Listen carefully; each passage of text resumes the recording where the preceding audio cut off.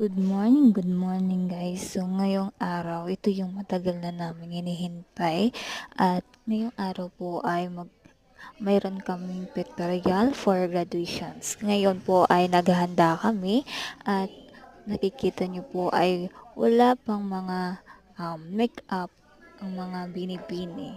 Ngayon po ay naghihintay po kami ng magme-makeup. So ngayon ipapakilala at ipapakita ko muna sa inyo itong mga magaganda kong kaklase.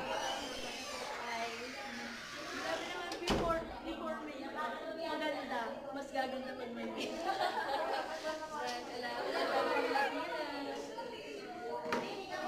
tagal. Ipo-post ko talaga.